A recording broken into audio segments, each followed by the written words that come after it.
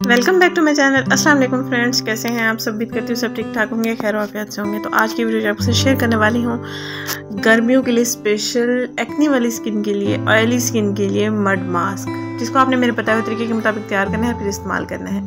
इंशाल्लाह आपके चेहरे पर दाग धब्बे, एक्ने दाने, कील मुहासे जो भी हैं दाग धब्बे हैं ख़त्म हो जाएंगे, स्किन बिल्कुल फ्रेश हो जाएगी।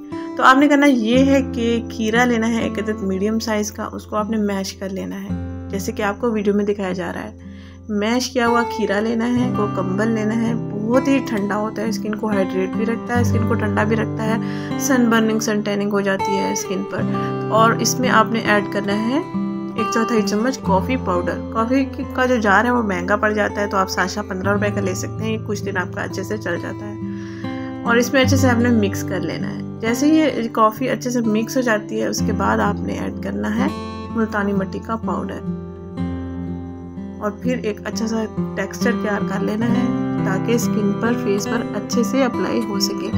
फेस के साथ साथ गर्दन को भी ना भूला करें, गर्दन पर भी आपने इसको अप्लाई करना है।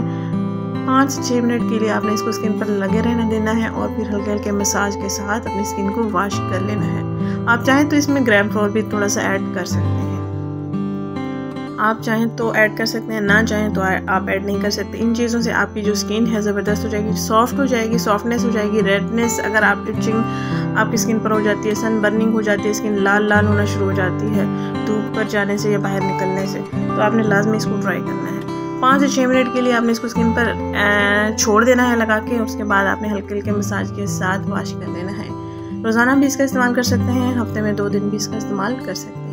गर्मियाँ जो कि बहुत ज़्यादा है तो आप डेली भी इस्तेमाल कर सकते हैं। स्कूल गोइंग, कॉलेज गोइंग या वर्किंग वूमेंस होती हैं जो बाहर निकलती हैं और नकाब करना पड़ता है या अबाया वगैरह पहनना पड़ता है, तो फेस की बुरी हालत हो जाती है, तो आप लाजमी इसको अपनी रूटीन बना लें। इंशाल्लाह बेस्ट एंड बेस्ट आपको रिज़ल्ट मिलता है।